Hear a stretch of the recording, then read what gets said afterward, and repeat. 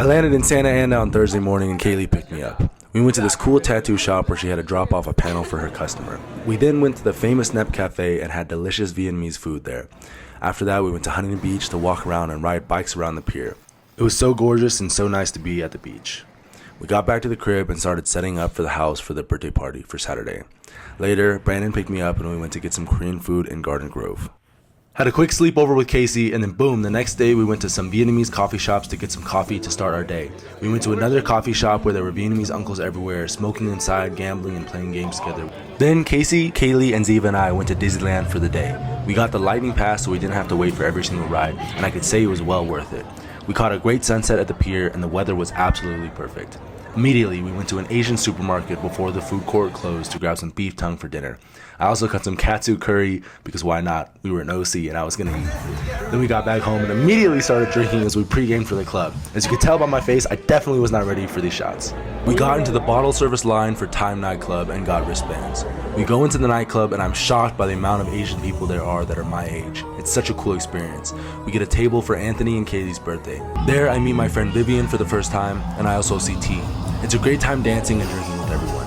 We are dancing around, table hopping, it's just a great time. Huang is playing the melodic dubstep. We head back to Vince and Kaylee's and post-game a little there. The next day, my other friend Vivian picked me up and we go to a few more Vietnamese restaurants nearby. We also grab some Vietnamese dessert and of course Vietnamese coffee. She drops me off and I catch the rest of the Broncos and Bills game with Casey. We head over to some Korean barbecue and have some pre-game dinner with Vince, Brian, Casey, and Helen before the big party. Then we get back to the crib and see that they went all out for the birthday party. Kelly is manning the decks, they hired a bartender, and there's even a smoke and light machine. I have a great time seeing a lot of old homies from OC and LA and also meeting some new ones. We dance, we sing happy birthday, and of course I have to play some beer pong, but ultimately I lose. The next day, Vivian picks me up and we go to Newport Beach. We barely make the sunset and it's absolutely gorgeous. We walk around the shore and then hit Seaside Bakery. It's awesome being there, knowing that it's very famous from TikToks.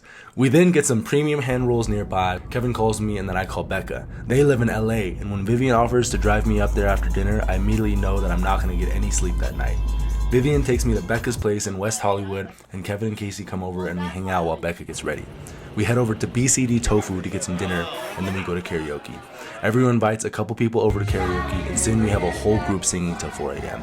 Kat is able to drive me back to OC since she lives there, and then Vince takes me to the airport. And that was my MLK weekend in California.